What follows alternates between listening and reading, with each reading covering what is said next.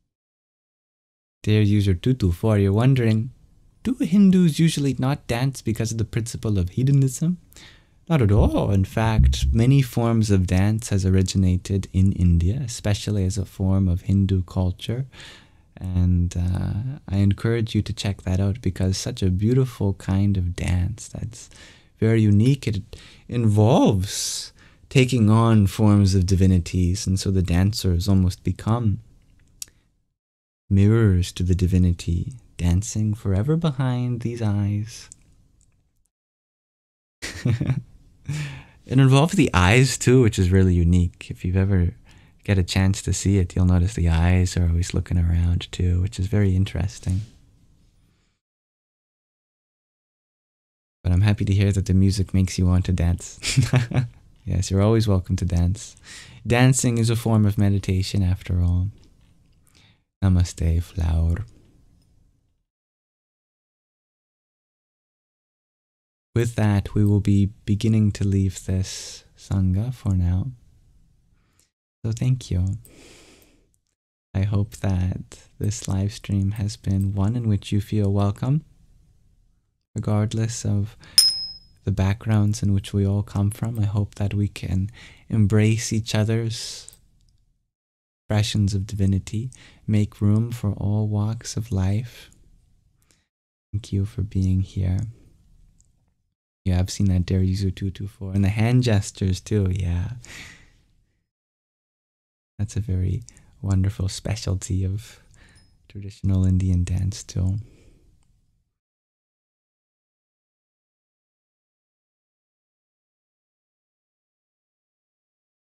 All right. Time for my closing remarks. If there is any part of this live stream that you felt was of value, you're welcome to see the recording of which posted on the Yamsox Live's YouTube channel. There it's available for you for free, as well as dedicated playlists for meditations and readings, just like the ones we've done. I've made sure to clip them out so that they get a place there. But more than anything, may this be a live stream that is seen as an offering to the divinity that exists within you.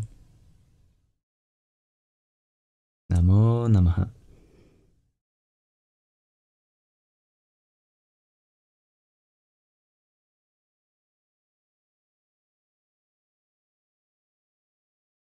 Thank you for sharing your love, dear Hannah.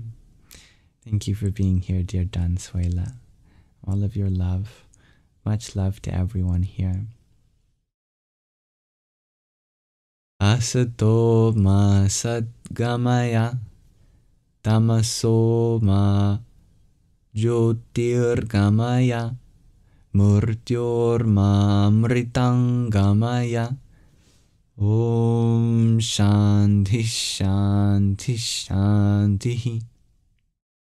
Om, lead us from the unreal to the real, from darkness into light, from death to immortality. Om, peace, peace, peace.